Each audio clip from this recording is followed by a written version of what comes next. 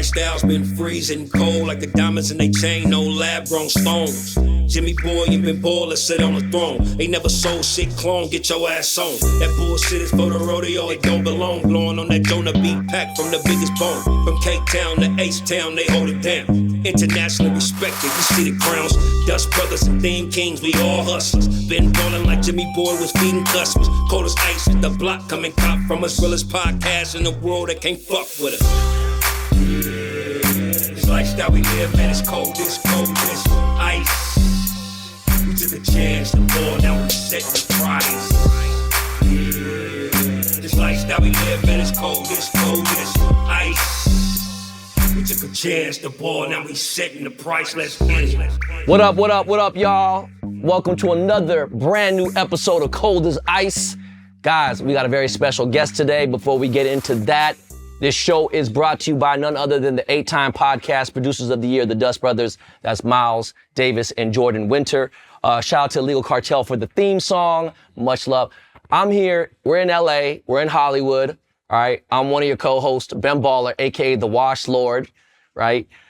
Right next to me, from down south, we got my dog. Man, y'all already know what it is, man. Jimmy the Gent, aka Jimmy Boy. The Southern's finest, the Hustler's choice, whatever you want to call it, man. But we out in LA right now. We on the west side. And by the way, we got a very special guest here today, and you may or may not know him, but he goes as Sushi Tattoo. I call him Moses because the motherfucker is Moses. But God, Moses, what's up, man? How you guys doing, man? Welcome to the show, bro. Thank you so much. Sir. Thank you so much. Yes, sir. So, I'm gonna be honest, bro. He definitely doesn't know shit about you. I barely know a little bit about you, but I came across your page on the Reels Explore page. And immediately I said, this motherfucker's Korean. Didn't have to know anything else. And I said, this dude got a crazy ass Southern accent.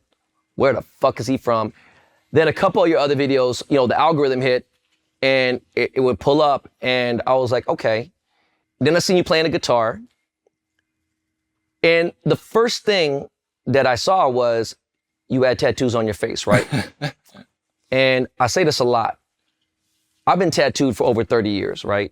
When I was getting tattoos, it was a real taboo thing. Like just having a tattoo here, once you went below the sleeves, you gotta remember, and you know, for those you don't know, to this day in Korea, when I'm at the Park Hyatt, I'm at any 5-star hotel, especially if I'm at Shilla, any hotel in Korea, I can't go to a public pool. I can't enter in some places in Tokyo, you can't even enter to the main lobby. Cause on some stupid ass shit where they think you Yakuza or whatever, think you a gangpae or whatever, stupid. So anyways, first thing I noticed is tattoos on the face.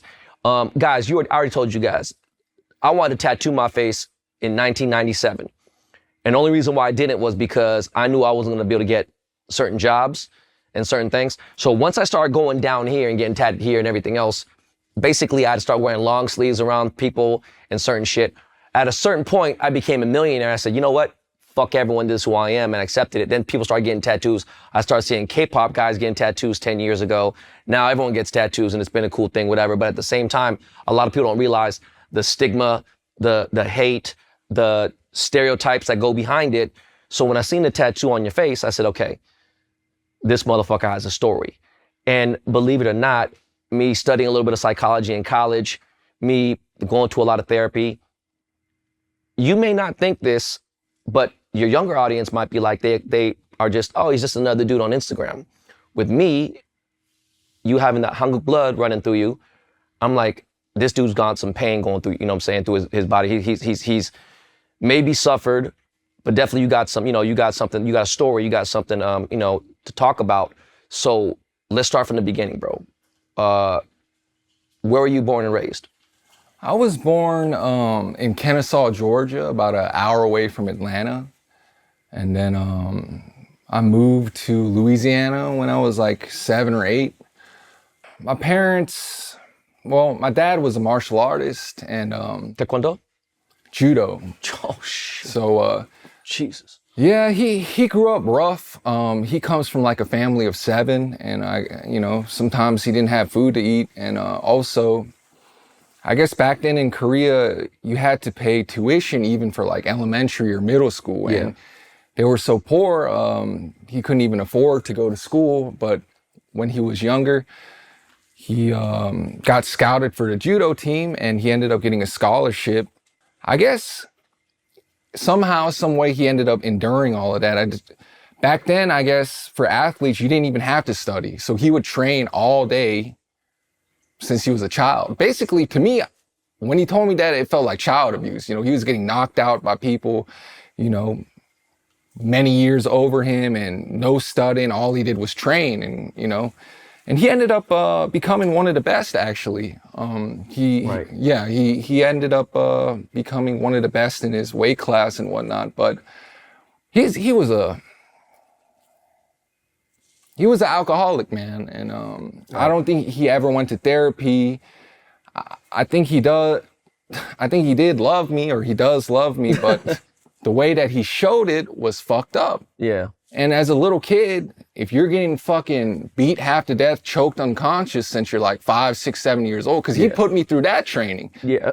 You know, he put me, you know, I've been following my dad everywhere. You know, he used to teach classes and whatnot, and teach the police in Marietta, and whether it was the Rangers or whatever. But man, he beat the shit out of me, and I didn't know what it was at the time. You know, I tried to run away from home, you know, so many times ever since I was a little kid and shit. And especially after we moved, I felt like even more fucked up, because at least there were some Korean people when I was in Georgia. When we moved to Louisiana near Baton Rouge, I was like the only person that looked, you know, yellow. So there's no other Asian people. And then, you know, I guess I have mental problems too, whether I have ADD or whatever, but I wasn't really good at studying. I wasn't really like, schoolwork wasn't my thing. So I was getting my ass beat at home. Yeah. You know. Then you get your ass beat at school, right, too? Like, just being different. Yeah, it happened. And then I got sick of it and started fighting back. But, you know, yeah. But basically, I don't mean to laugh when I was laughing earlier. I spoke about this been very vocal about my dad whooping my ass on a daily basis. And when I talk about, my dad wasn't no judo master, but my dad was a big motherfucker. They used to call him Korean King Kong Bundy. You're too young to know who King Kong Bundy was, okay? You know who King Kong Bundy is? That's old school. You gotta be at least 50 years old to know this wrestler. This is way old school shit. So my dad, I would say, was using 100% strength on a 5-year-old. Think about that, whooping my ass. My brother got his ass put in the hospital. And I think out of so many years, as crazy as it sounds, the reason why I laughed is you said, I think my dad loved me, right? Look, in a sick fucking way, I spoke to a lot of Korean people my age, and we all experienced similar things. The only problem was most of them didn't have a martial artist as a father, right? So he actually knew what he was doing, right? Like he knew how to really get you good, but... Yeah, I didn't know why I was doing these calculated ass whoopings on me. Like, what the fuck? Yeah, and it's like the rage.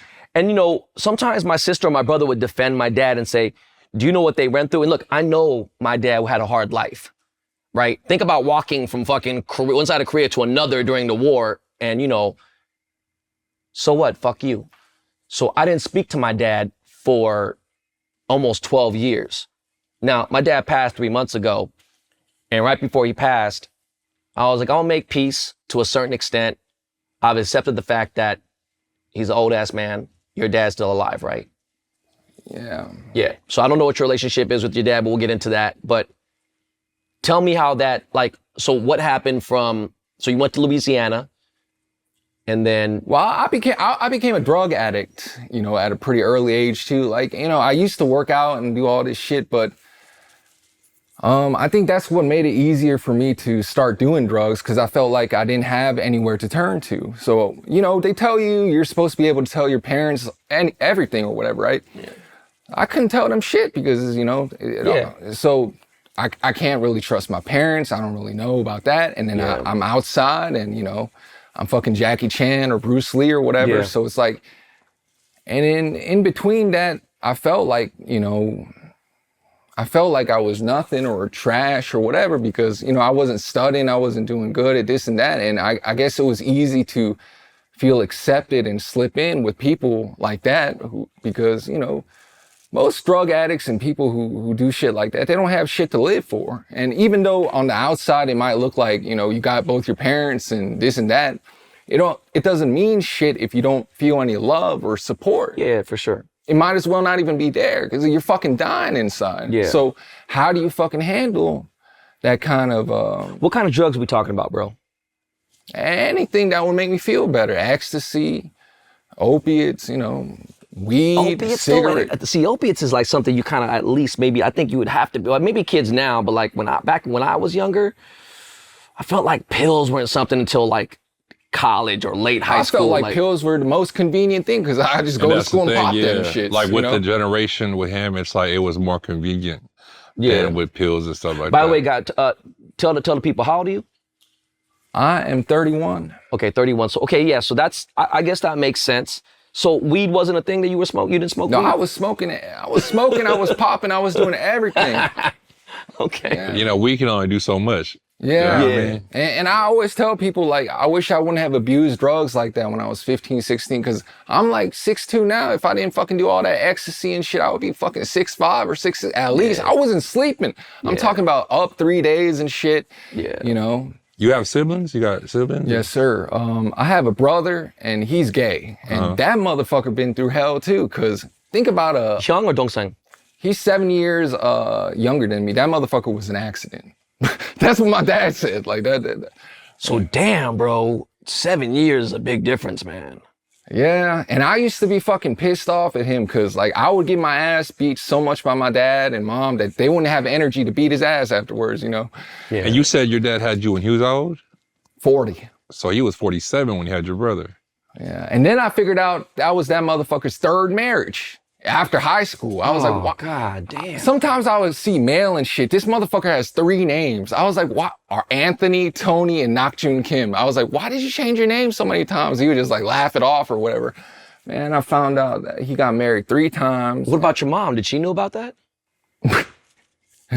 I think, I don't know. My dad is slick. I think between us, like, I think he's still fucking putting his dick somewhere. He's still smashing at 70?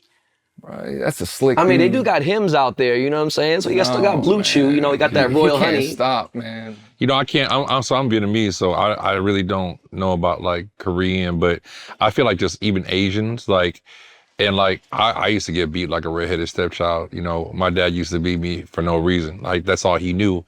And, you know, I remember growing up, I used to question a lot and I used to hate, and I left home when I was 14 years old. Because it was just like, I didn't feel like that family was there. So I went to the streets to look for family. I realized now it's like, cause you know, it's like, and not even how they were raised or anything, but as Asians, first generation, like coming from over there, they're just taught that you gotta beat it in the person to change them, you know what I mean? Like they really, you know what I mean? Like they think they'll beat the gay out of you or beat the bad grades out of you. Or it's like, if I keep telling them I gotta beat him and he'll get it together, you know what I mean? And which is crazy, cause bro, you know, I got 5 kids now and I've never laid a hand on none of my kids. That's what I'm saying. If you got treated like that, why the fuck would you do that to your own child and think that's gonna work? I've spanked my kids before, but the spanking to them is like, hey, it's a joke, bro. I'm talking about motherfuckers, you know what a Mongolian is, right? You know what I'm saying? Like, I'm talking about like, I'm talking weekend. Yeah. Let me ask you something about your brother. Is the relationship with you and your brother good, or y'all don't really talk very much? No, I try, you know, I try to talk to him and whatever, but yeah, I mean, him being gay, like, I remember my parents used to just be like, can't you just like not do that? Like, can't you just like, it's like what the fuck? Can't you just like try some pussy? And on top of that, guys, like, hey, you can just wake up and say, fuck it. Guys, just so you know too, even to this day in 2024 in Korea, we are one of the very few Asian countries that does not support LGBTQ at all whatsoever. Man, South Korea is racist as fuck, homophobic as fuck. Yeah. And you know, they might not have racism in that country because everybody's yellow, but they fucking look at money and their classes, you know. They're 100%. Like, you're poor, how much money you got, you know? Them people. But even if you got money, bro, you don't think dog. You know, I go out there and they still on some funny shit and I just tell them, fuck you. I lived in Korea 7 years, bro. Yeah, so let's talk about that. So you moved to Korea when you were 18, you said, right? Yeah. Okay, why'd you move to Korea? Because I was a fuck up. I had a bad drug addiction. I went to, the University of New Orleans for one semester, and I was just I was selling drugs, getting high all day, you know, fucking a bitch that was 7 years older than me because, you know, she was doing my laundry and shit. I remember my roommates used to make fun of me. They're like, why are you fucking with that bitch? She a fucking mother. But I remember, and I think that's what I like. I don't know. I just wanted someone to take care of me, and I thought that was love and shit. Yeah, I was lost. Because that's what you felt like you missing, you know what I mean? So you need somebody that take care of you. I never got that, you know. And you feel like doesn't come with it, it feels good, man. Yeah. You know what's funny? There was a thing when I was growing up, and they're like, yo, if you fuck up in America and, you know, you ain't out here doing your thing, go to Korea because, you know, Koreans, they bite so much American swag, right? They try to whatever. And I remember before JYP was a thing and way before K-pop shit was a thing. And like one of my boys I grew up with, one of my dongsangs, he's considered to this day one of the greatest rappers in Korean history. And they call him the Eminem of Korea. His name is JK Drunken Tiger. I know, yeah, he's dope. So JK's my boy. And I've known JK since he was fucking 13 years old, okay? And when I first seen this kid, I'm like, you gotta be fucking kidding me. He actually turned into something. His wife, you know, there was a lot of controversy behind because she was mixed with black and she was in a group called Uptown. I was fucking Uptown's fucking DJ when they came to America. So it's kind of crazy, right? Like this story of how my story is. His producer and his co-rapper is now one of the most famous fucking clothing brand owners in the world, designers, Mike Amiri. And I had no idea that I've known Mike from way back in the day, but he just didn't, not that he was embarrassed, he just, not many people would think that he was a Korean rapper, a Korean producer, this and that, because he's fucking, you know, Persian.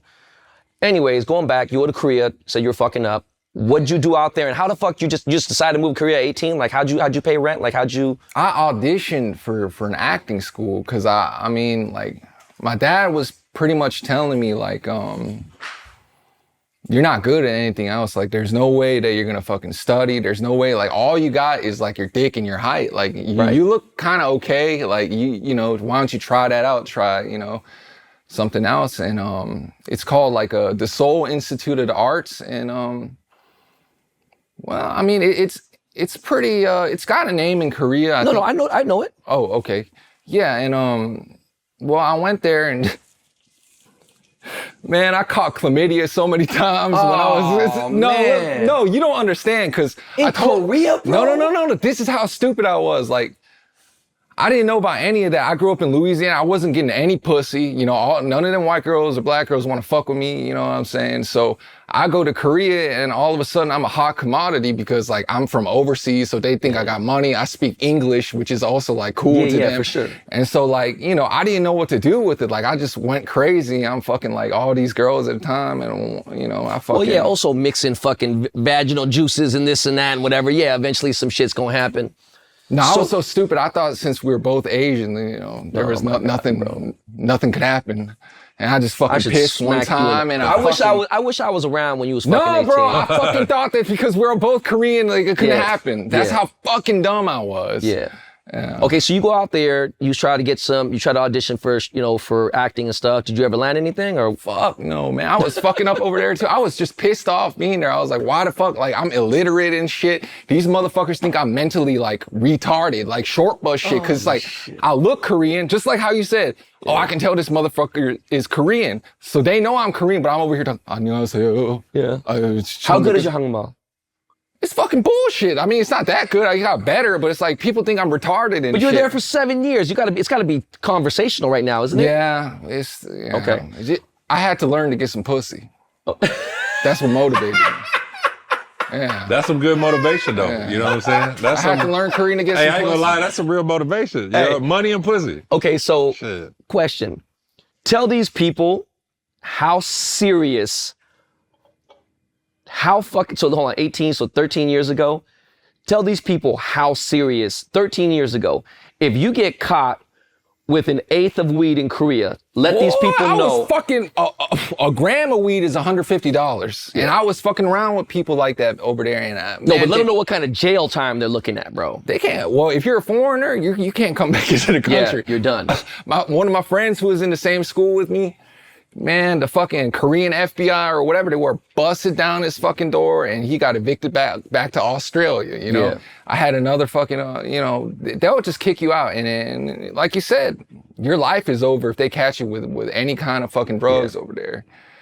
And that's how fucking stupid I was that I was over there risking that, still hanging out with those people, even in that country. So if you don't know this, when you're in Korea, if you're famous, you're not famous, anything, if they suspect you of doing drugs, you ain't taking no piss test. Korean people are too smart.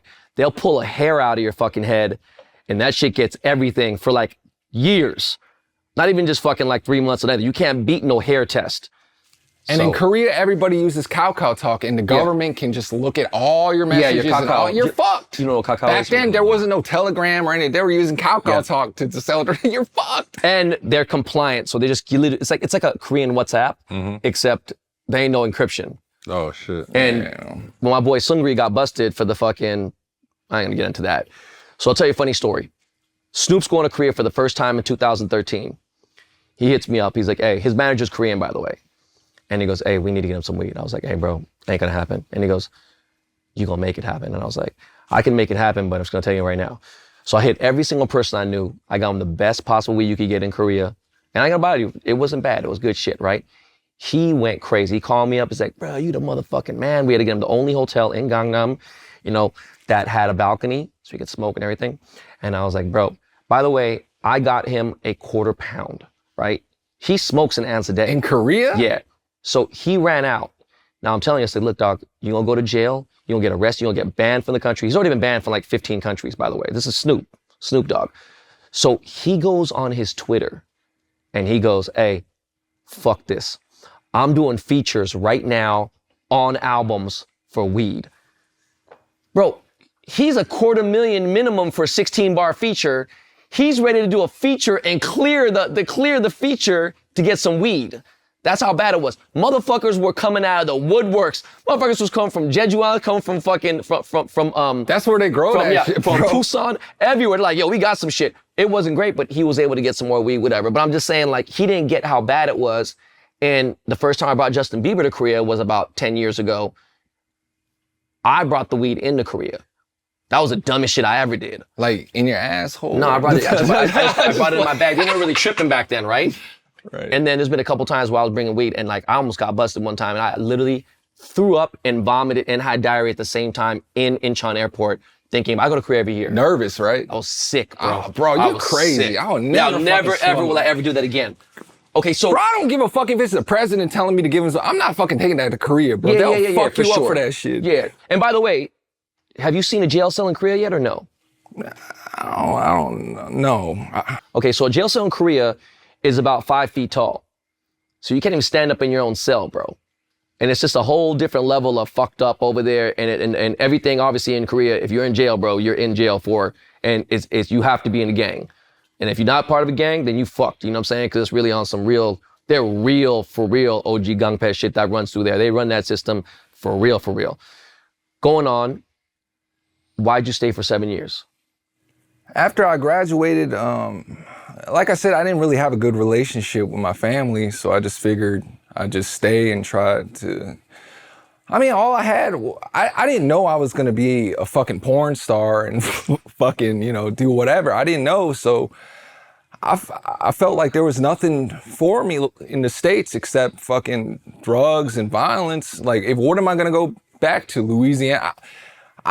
Before I started doing social media full-time for a living, the only states that I had been to was fucking Georgia and Louisiana. So I don't know nothing. So. I know, but in Korea, how were you earning your living? Like, I mean, how'd you pay rent? What did you do for work? Well, before I started being an English teacher, my parents used to send me like $600 a month. But for me, I was kind of fucking pissed off about that because I felt like they just left me to die over there. They did like, because it's like, I was too much of a problem. I wasn't listening. I had all these, you know. I mean, what the fuck were you eating? I mean, dog, you eat chook every day or something? Goddamn. You fucking I hung ramyeon? out with women, and older women, and they took care of me. And yeah, I wasn't, that's the thing. Like, I always like older women because they just, I guess they just. Nurturing. Yeah. And I'm not mad at that, bro. Yeah, I was broke every month, man. I was broke every month. And So then I what- started teaching English. What made you Side. want to come back to America then? Actually, fuck that. Let me rewind this. When did you get your first face tattoo? I was about to ask that. yeah. Like, when did you get your first face tattoo? After, so I came back when I was like 25. And my parents had like a little, my dad was sick and they told me to come back, you know, he's dying or whatever. Why don't you help out family business shit? And my parents, they're definitely not rich. They work their ass off. They work at a donut shop. And it's 7 days a week, no holidays off, none of that. And they just did the same thing for years. And my mom was like, your dad's dying, he can't even walk and shit. And just come back and try to help out or whatever. And I came back and, well, those motherfuckers lied, first of all, because my dad's still alive. Yeah. And, well, it's hard to work with family. I wanted to help them the best I could. I guess I wanted to kind of atone for like my past like sins too. Right. But fuck. Nothing had really changed. Louisiana is Louisiana. And my parents were still my fucking parents. So I'm over here, you know, dealing with shit. And I ended up falling back into, you know, drugs. I started getting like packs sent in the mail using like Bitcoin and shit. So then my place got raided. And then I got arrested. And then pretty much like even allegedly, I was never selling drugs. I'm innocent, whatever. I never did that. But if I did, like whatever I had to use for my bond and bail money and lawyer money. And then I had to go through like drug counseling and probation for 2 years. Right. And then after that, that's when I just tattooed my face pretty much as motivation, just because I knew I was gonna be a little fucking bitch. If I knew that I could go back to Korea and teach English again, if I knew that I could, you know, fuck around and work in my parents' shop again, I knew that I wouldn't, you know, ever like be able to be anything other than that. And I fucking hated myself. Right. I hated myself so much because like I felt like, you know, I was just a fuck up. My parents I never felt like my parents really cared. Right. I never felt like anybody really cared. So at that point, it's like, I'll just fucking try to make this work or I'll fucking die. Like, that's really why. So what was the first tattoo? Which one? Oh, No, I mean on the face, I'm saying.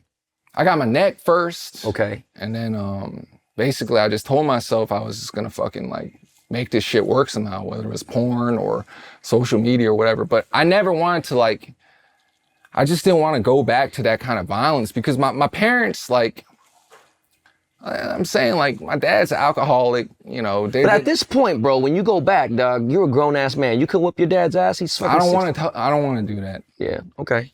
So basically, the tattoos on your face is like your step of faith, right? Pretty much, it's like no more going back. It's like, it doesn't matter what anybody else thinks. It's like, I'm going to do this. I'm going to make it happen. Because that's the same thing for me, like when I got my hands tattooed. My first hand tattoo was this one right here. I got it when I was 20. And I got it because I was just like, I know that once I get my hand tatted, I can never get a regular job. I can never do nothing. So if I do this, it means I gotta fucking do whatever the fuck I gotta do to make it. You know what I mean? And that was basically my step of faith, man. So I see what you're saying. It was just like, I'm gonna just do this because I'm gonna look at myself every day and I'm gonna have to know.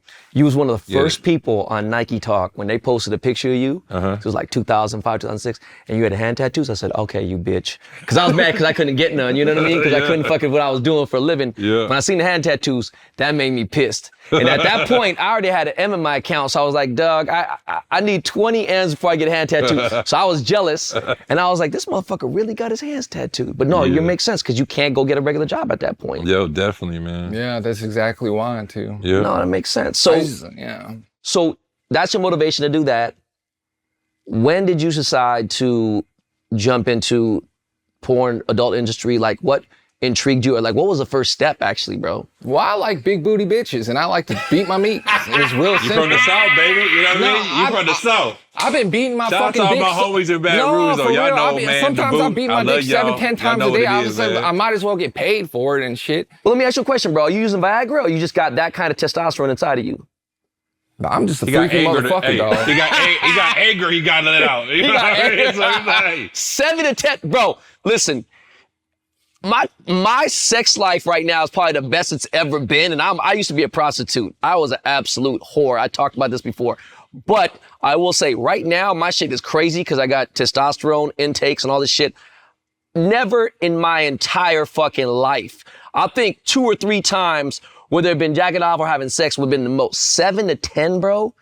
I'm crazy, dog. Yeah, you're a fucking Tasmanian That's devil. why I'm doing porn, though, dude. That's what I'm saying. I got all these nuts to give and shit. Okay, so how old were you? Like that. Got nuts to give. What was the first start? I'm gonna give a nut. Like I don't give a fuck, but I'll give a nut. How did you decide to just say fuck? Did you create an OnlyFans? Did you go on Twitter? Like what happened, dog? Break it down for the people so that yeah, how did it start? Like, did you just jump into it? So like I said, I didn't really have that much confidence when I was younger. I thought I was like ugly or weird or something. And then just like this, I was just posting shit and people were like, you know, damn, like you're kind of funny, or damn, like you kind of look all right. And they're like, you should make an OnlyFans. I'll pay for that shit. I said, you would? I said, you would pay for me to bust a nut on camera? And that's just how it started. I said, all right, I'll whip my dick out then. Like, I don't give a fuck. Like, I got nothing to lose anymore. I got all these tattoos. Family members think I'm fucking crazy. And even when I was teaching English, it's like, I'm not the fucking, to be honest with you, I guess I was lying to myself for the majority of my life. I was scared to take the risk and go out there, but I don't have the fucking personality to fucking work for nobody or at a fucking office. It's like, I got a bad attitude. Yeah. Like, I don't want you to, you know what I'm saying? Like, I just wanted to do my own thing. Have you ever thought about doing stand-up comedy, bro? Yeah, for sure. Yeah. You're a funny motherfucker, bro. Yeah. If you just wrote some shit and talk about your life experiences, I think that should be, okay. When I first found the Lyrical Egg Roll page, it was at about 183 or 200,000 followers. Right. So you've amassed over 550,000 followers. And then I found the other page, which I didn't know you had another page, right? And I went there, I was like, okay, this dude's saying some funny ass shit, right? You're talking about your height. You're talking about, by the way, you're a tall dude. And for the record, I'm gay, so I don't care. You a handsome motherfucking dude, bro. So don't let anybody tell you you're not. Feel like without the tattoos or anything, right? You could have did something, but cool. This is what the life you chose. This is the path you went, right? This is what you wanted to do. So when you started getting an OnlyFans page, are you actually running it? Because 90% of people have OnlyFans pages have like a management running it, you know what I'm saying? No, everything is me. So it's really you. But I love that. At first, you know, it was, you know, human beings all want validation in some way or form. And, you know, at first, like I was getting an adrenaline rush, a high off of that shit because, you know, it was new to me. And then it became like a little bit deeper because like I just haven't really seen like any Asian people slanging dick or just being real. Yeah. It's always like, oh, well, you know, my mom, I can't let my mom see. It's like, fuck you, dog. Like, you're a little bitch. Have you ever seen an Asian male porn star ever? I've never seen one. And even if they do, they're like all quiet about it. It's like, shh. No, I ain't talking about like Japanese shit. I'm talking about like, you know, like actual in America. Do you know one Asian male porn star? I don't know one. I mean, they're out there, but they're like bitches. Like, I don't want to meet it like that, but they're like all like quiet about it. They don't promote themselves. They don't like, they're just like. Have you smashed a girl on camera yet or no? Yeah. Oh, you have? Yeah. Are you sitting there, bitch, I'll kill you, bitch? Or are you just on some like. No, I don't know. Every girl has like their different like rules and what they're into and whatever, but yeah. So basically your following that you accumulated, that's from the OnlyFans or? I don't know. I sing. I try to be, you know, say some kind words when I can. And I don't know. I just wanted to show that it was possible, because if I felt like I was like strange or not accepted, I'm sure that there's other Asian people who felt the same way, who didn't want to do exactly what their mom and dad wanted them to do, but they're like scared to put themselves out there. And I just thought that maybe it would be nice or cool to have somebody, you know, say what they really want and do that shit. I mean, do your parents know what you do right now or no? Yeah. Oh, they do? And I don't give a fuck either way. Good It's for like, you, bro. yeah, No, for real, because I mean, it's that's like, cool. yeah. Have they expressed any sort of thoughts or feelings about it, or they feel some type of way? Or They just can't believe I get paid like that, or they think I'm gonna get arrested or something because like showing dick and stuff. It's like they're all like, is that even legal? This seems wrong. It's like, oh, but yeah. Well, good, bro. You do what you want, right? So let me ask you this, man. Do you have any goals? Like, is there anything you want to do before? Like, I mean, bro, you're still young. Is there anything you want to do that you feel like you haven't done? Like, what do you see? Where do you see yourself 5, 10 years from now? I don't care about the money or anything like that. I just, like I said, I just wanted to show that it's possible to be yourself, and you don't always have to do what your parents want you to do or what your friends want you to do. That it's okay to be different, that it's okay to follow your dreams, even if it's hard growing up and stuff, to let it go and don't let that bring you down, and Right. and do what you want, you know. Whether you're Asian or white or black, no, for sure. don't let it bring sure. you down, you know. Look, dog, you an interesting, fascinating motherfucker to me, and we hadn't even scratched the surface, I'm sure. But what other interests do you have besides music, besides slinging your dick, whatever it may be? Do you have any or do you have any vices? Like, what do you like to do for fun, bro? Besides fuck Like big booty bitches.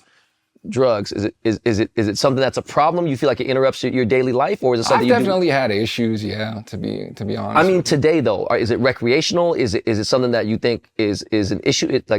Elaborate. I mean, I try to keep it under control, but I feel like I do have like a problem with addiction sometimes, like especially whenever I'm feeling a little depressed or down. Like it's easy for me to like, because I have a hard time expressing myself to people. Right. Like, I guess it's okay because, like, you know, I'm not going to say it's superficial, but it's like, I guess I don't want to bother anybody that's really close to me with my bullshit, or like, I feel like it would just weigh them down too, because I got a lot of problems and I don't want to like bring that up to them.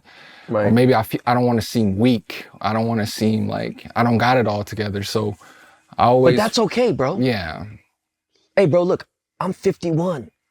I don't got it all together. But you know what? I don't think my life began until I was 40. Right. And I figured it out. And you know, you're the same way. Look, I don't like to ask anybody for silly shit. Like, hey, I don't expect anybody to open the door for me, because you know what?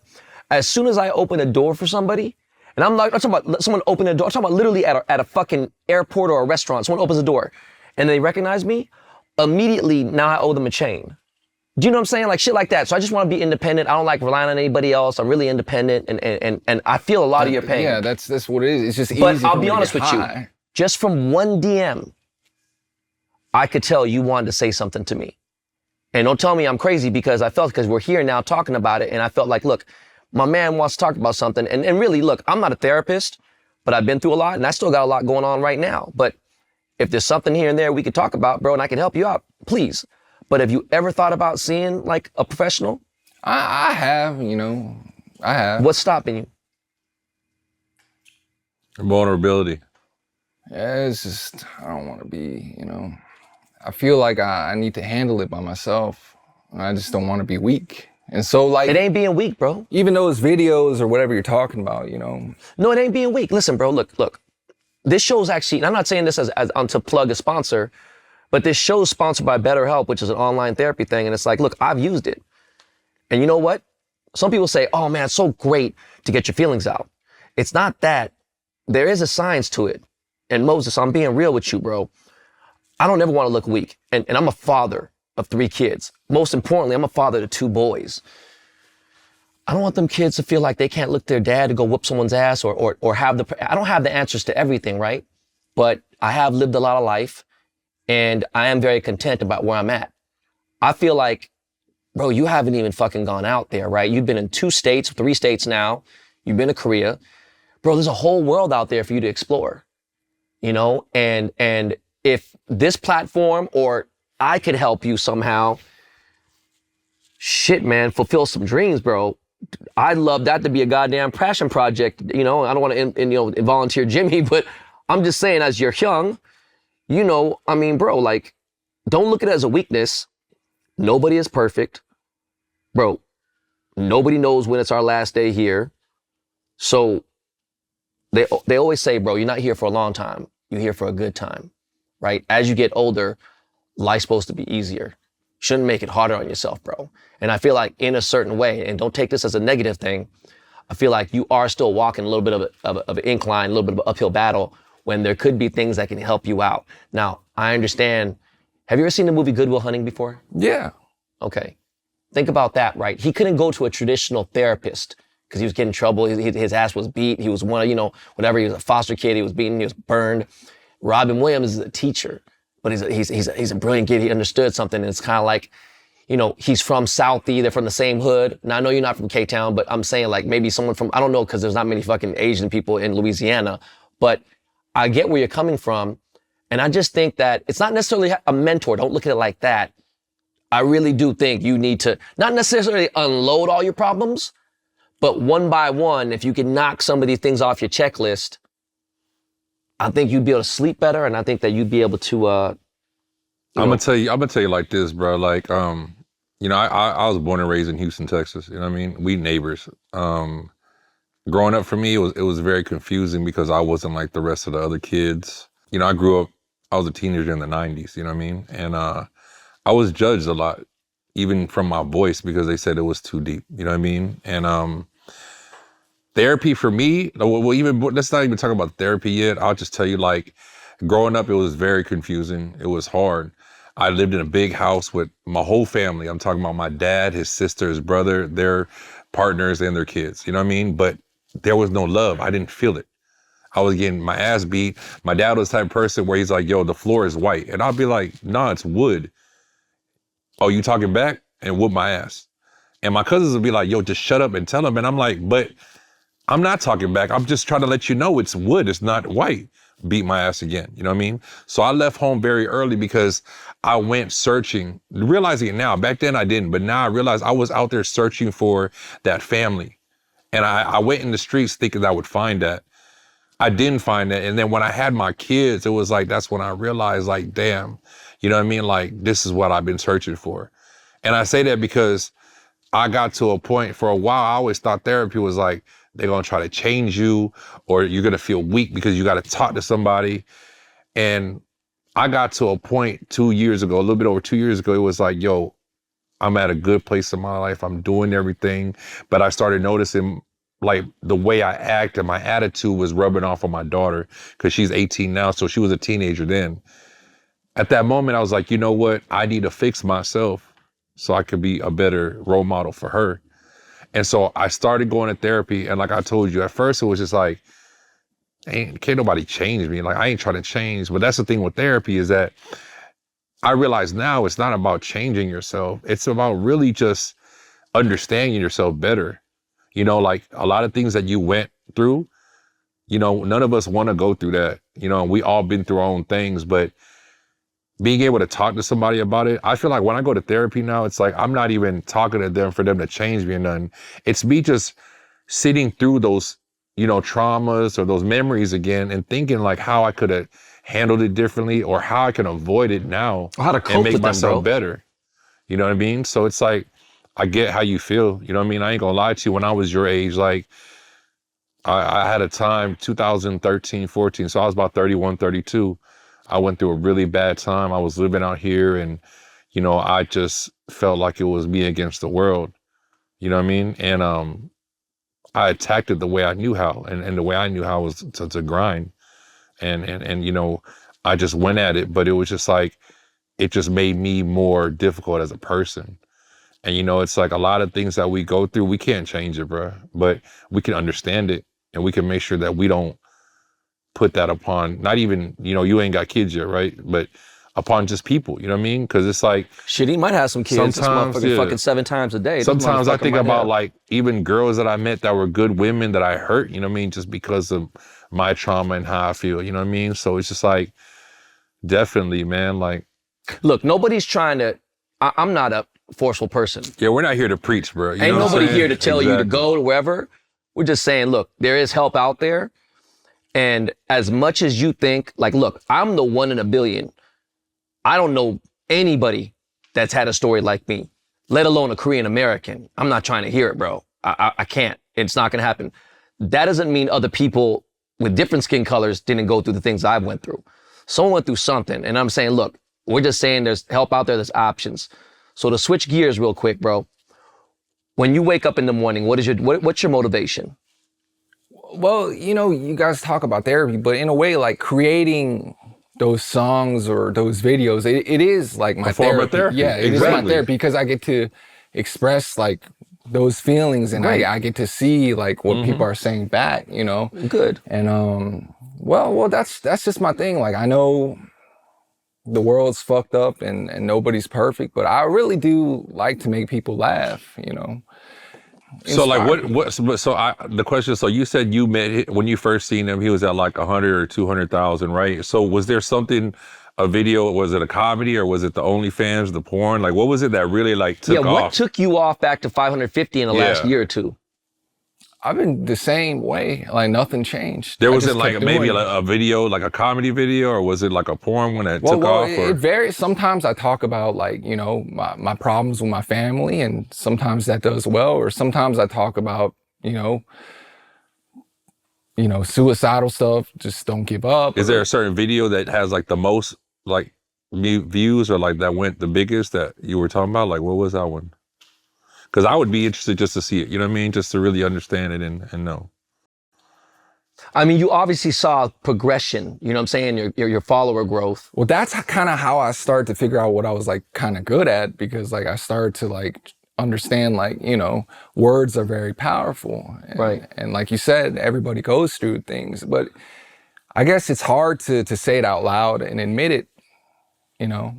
But I felt relief in finally like saying like, you know, I was a fuck up. I didn't have a good relationship with my family. And just to see that I was still accepted and people, you know, other people have been through the same thing, it made me feel less alone. So a lot of your following really be on top of like your videos about expressing yourself. Yeah. Just really, it gets life, a lot of, okay. Yeah. Definitely. Let me ask you a question about the OnlyFans. So with the OnlyFans, when it comes to that, did you feel like, today, do you feel like this is something you hate doing, but it does make you some bread? Or do you actually enjoy doing adult work, porn work, whatever? Well, you know, at first it was fun. And like I said, I got like a little ego boost or whatever. But, you know, now it's just work. And I feel like I feel happiness over like different things now. Not over like, oh, this bitch wants to fuck me or I can have sex with her. It's more like y'all said, it's about myself and what I've been through and kind of fixing myself and becoming a better person. Right. And that kind of stuff makes me more happy than that's good. That stuff. It doesn't matter. Do you ever get? I mean, do you get excited though? If it's like, have you ever been excited? Because I mean, you must. Come on, bro. Okay, let's try to bring some comedy into this. Has there ever been an ugly like fat bitch that you had to have sex with? And be like, damn, I want to fuck this bitch, but you know what? I gotta do this shit. No, fuck no. So like the OnlyFans videos, are they like basically like fucking videos or is different most shit? of my videos are me beating my dick in front of a camera. Like I only fuck with like girls who have a certain amount of following or experience. I would never fucking do that. Not because she's fat or whatever, but just because like it gotta benefit you. It gotta make sense. Right. I don't. It's the same thing. You don't want to fuck with jewelers who are like, you know, not that they're low level or anything, but you want to fuck with somebody. No, I don't. Around, that's what I mean. Talk. Like, but I will once in a while be like, look, there's a lot of potential here. This could be something big. Exactly. Boom, and other than I'm not that desperate. And I know you said like money don't mean anything to you. It really but like, doesn't. How much have you made off OnlyFans? I've made it enough to be comfortable. Yeah, I'm not rich by any means. It's just enough to get. And you by. make OnlyFans like once a week, or how often do you do the OnlyFans? Content. Content. It depends. At this point, I've gotten kind of lazy, but I used to post like, you know, every couple of days or so. Okay. Yeah. That's what's up. Let me ask you a question. Like, has there ever been like, what is it? You got to be 18, right, for a girl to be on OnlyFans? You got to be 18, right? I'm assuming, guess. right? Or 21? Is it 21 or 18? I have no idea. Probably 18, I think. Okay, so like, if a bad 18-year-old chick was like, fuck, look, let's do some content. She's cool. I mean, I don't know. I don't want to fuck with no young people like that because I'm 31 too. It's like, unless it's like. I respect that, bro. Now let me ask you a question. If it was a bad MILF who's 50 years old, would you do it or is that too old? You say like older women, bro. You know, I mean, I'm a whore, but at the same time, I got like, it's funny to say this, but I got standards. Like, Bro, I ain't gonna lie though. I didn't see some fine 50-year-olds, bro. You're talking about seeing a bunch of them. Exactly. So. Okay, so now for some, I don't know if they awkward, but it is what it is. I don't know how it works because I've never been on OnlyFans, but does it show you how many subscribers you have, how many followers you have? Does it show that or does it not show that? Do you know how many followers you have on, is it, I don't know how it works. Yeah. Okay. It tells you, yeah. So when you see it, do you know how many men or how many women, or does it not say that? I think I get a lot of gay dudes. Okay. And I'm okay with that, you know. I love and respect everybody, but I like pussy, and I always tell them that, you know. Right. Yeah. So you have no problem with these dudes paying to see you? It's just whatever. And Good for you, bro. No, because you don't see them, right? You just make the video and they watch it, right? And then with me, it's like I feel like I'm a little bit different from like other OnlyFans people because I really just do whatever the fuck I want. If they don't like it, they can fuck off. Like, I don't give a fuck. Like I'll post when I want. I'll do what. What's the craziest message you ever got on OnlyFans? Like on a message? I don't know. I've had people offer to pay me just for like FaceTime calls and shit. And like there was something about me that I could never do that. Like to be honest with you, like I have to have some kind of feeling or attraction to you for me to like, you know, really fuck with you like that, you know. See, it don't work exactly. like that for me. I told him that he didn't believe me, bro. He called me out saying, bro, see, told you. But I'm talking about, okay, all right. Let's go back to that then. I can't do it. Motherfucker, because he's gonna answer the question I already know. Have you had a one-night stand before? I mean, I've been to some Korean massage parlors and had some 50, 60-year-old ladies give me a massage and then... No, I'm talking about, have you ever met a chick at a club, smashed, and then never talked to her again? No. Bam! What'd I say? I told him the same thing. Really? And he don't believe me. Cause I don't know. Like I gotta have interaction. Right. I gotta have emotion. I gotta like somebody if I sleep with them. I'm not mad at you, bro. That's surprising, dog. Yeah. So when you was fucking all these crazy bitches when you first got to Korea, these were chicks you actually liked. Yeah. Good for you, man. It's a vibe, you know what I mean? It's for me like psychological. Sex is more psychological than anything. Like I gotta know them. I gotta know something about I feel them. like betraying. I don't want to like betray myself, and then I don't know. I'm not mad at that. Yeah. So let's go back real quick. You didn't answer the question, man. I'm gonna reword my question. Where would you like to see yourself in 10 years from now? What would you like to see when you turn 40? What would you like to see yourself in life, in the world, when you turn 40? I mean, I just want to be happy and at peace and, you know, maybe have a better relationship with my family. And that's really it. Like, I don't really give a fuck. Like, I feel like it's just been so much chaos and so much anger for so long. Like, the only thing I want is just appreciate the little things and just be happy with what I have. And if more things come, that's cool. And if it doesn't, that's cool too. But I just don't want to be angry anymore and feel like I'm worthless. So, okay. Yeah. I'm gonna tell you one thing because like you told me a little bit about your story with your parents, right? So I'm gonna tell you a little bit about mine. So my mom left me when I was a couple months old. You know what I mean? She took me away from my dad and didn't let me see my dad for at least like I think 8 months. And during those 8 months, like she was young, you know what I mean? Like to this day, like I'm not mad, but she was young, so she would leave me with people. I'm talking about leave me at babysitters. They're supposed to be there for a day. I'm there for a whole week. Finally, she dropped me off at my dad's doorstep.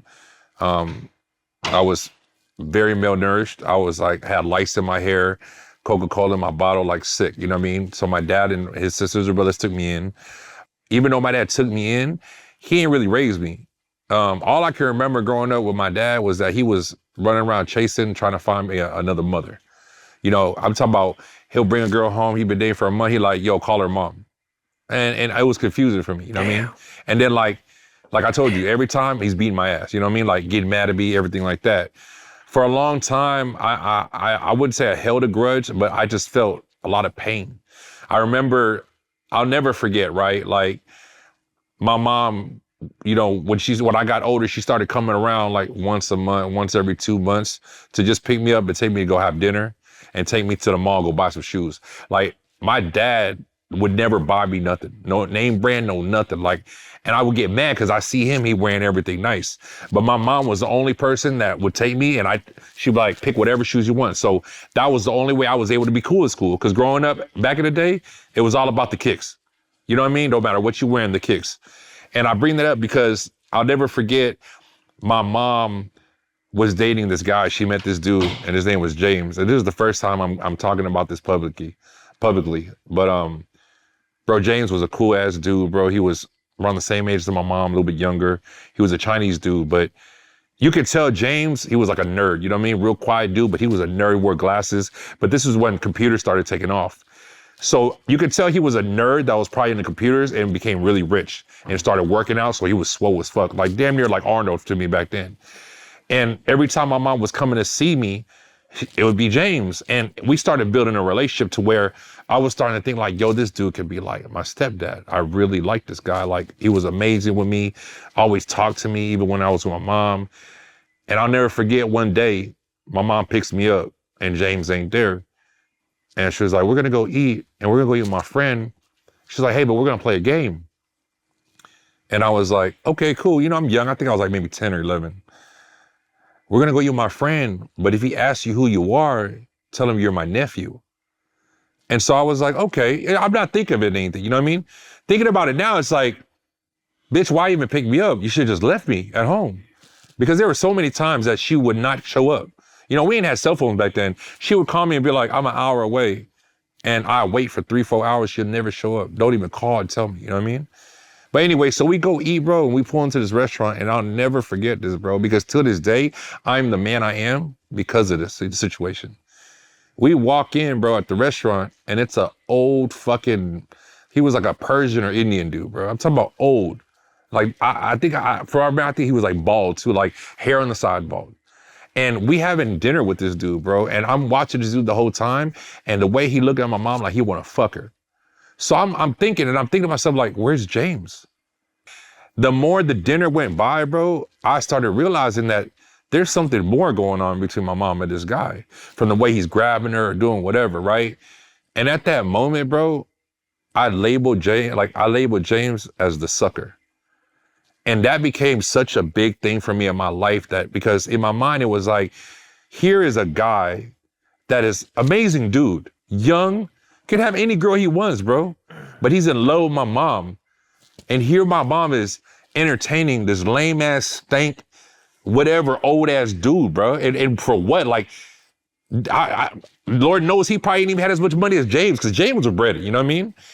And so all my life, it was like, I never want to be a sucker, you know what I mean? Like I'll meet girls now and I just be like, I ain't never spending no money on bitch. You gotta be my girl for me to buy you shit, you know what I mean? And some feel like, oh, why? What happened to you? You got hurt by a bitch? Nah, I seen that with my mama, you know what I mean? And I bring this up because then with my dad, it was like all my life, it was like, you never giving me no attention. Like, I'm begging for it, but the only time you ever gave me attention was when you ain't had a bitch. But every time you had a bitch, you was all about the bitch, you know what I mean? And we shared a room together, bro. And I remember one time he picks me up and put me on the floor and he goes to lay with his girl thinking I'm asleep and he's fucking this bitch while I'm in the room.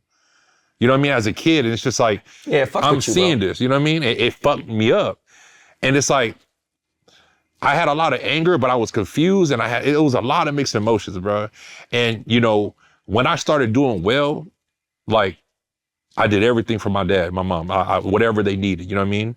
And I realized to this day now is like, I love them. I love them to death. I don't hate them or I don't hold a grudge for them no more. But I learned that to protect my peace, I got to love them from afar. You know what I mean? You better than me, bro. I'm gonna tell you like this, bro. Like, I'll be on the phone with my dad and like, see how he doing. And then it's like a broken record with him. You know what I mean? He'll start just saying shit where I feel like he's really trying to talk to himself. You know what I mean? Like he's preaching to himself or saying shit like that. And that's when I gotta tell myself stop because I'm getting angry now and I wanna check him. But I'm like, I can't do that. Not because I'm scared, but I need to protect my peace because I'm only gonna hurt myself if I keep bringing shit up. You know what I mean? Like he'll sit there, this shit happened maybe a couple weeks ago. Oh, you know, you're such a good father to your kids. I love it. It's amazing. And then he'll be like, you're just like me though. Because, you know, I did the same thing. And in my mind, I'm like, nigga, you ain't gaslighting me, I'm bro. like, boy, you ain't did nothing. And I don't even think he gaslighted me, bro. I think he's so delusional. lost. Yeah. He believe in his own lies. And a lot of people do that, bro. A lot of people get so lost in whatever it is. Like, I don't know your dad, you know, and I barely know you, but like you said, your dad grew up getting beat and all that stuff, and he don't know any other way. And that's what I used to tell myself. My dad, his dad died when he was a couple months old. His dad got beat until he died, you know what I mean? Because my family, my grandpa, he looked like a French spy. So the Viet Cong beat him until he died. So my dad grew up, he was still crawling. So my dad never had a dad growing up. So I was telling myself, well, he ain't had a dad, you know what I mean? So it's okay, but no, it's not okay. But at the same time, it's just knowing that, hey, gotta protect your peace, you know what I mean? Bro, to reiterate everything, you said it earlier. Was I gonna repeat the cycle, what my parents did to me? No, I did the absolute opposite. So did he. Look, bro, if you decide to have kids one day here and there, I actually think you could probably gonna be look, you seem like something on the internet, and I'm one way on the internet. When people see you, you're a lot more poised. You're actually a lot more realistic. And I see you do have some reservations inside you that you are holding in, some things you wanna let out, and that's okay. But I think that you a solid dude. We're wrapping this up real quick, and I just wanted to ask you. Let me add one more thing. And you know, since we have kids and you don't, right? But I'll give you a better example is that you see, like you came to social media and now you're seeing you can relate to people. People look up to you. You got a big following. And that's why I asked, like, what reason is that? And especially now you said that the reason was because you express yourself. There are over 500,000 people that are looking to you to see or talk to you or feel you or relate to you. So instead of having kids, like I was put in a situation when I first had to raise my daughter myself, I asked myself, what am I gonna do? I'm scared. I didn't know what to do. And something in the back of my mind was like, just raise her the way you felt you should have been raised. And not spoil her, do all that stuff, but I saw what my dad did to me. And like I said, I don't hate him for it no more, but I just know that he showed me a way of an unhealthy relationship. So let me just steer away and do the healthy relationship. You know what I mean? Yeah. So for you, it's like, use your following as your motivation on how you can start protecting your peace and building that place for you. Because it's like, God, I don't know what, you know, your beliefs are, but everybody has a higher power. And your higher power puts you in a place to have the following you have to build something for yourself. There's a reason why the videos that get the most attraction are you expressing yourself or being depressed, because God wants to show you, we love you, people love you. And there's helping other people over out, 500,000 people that you're helping right now. You're helping them, bro. You know what I mean?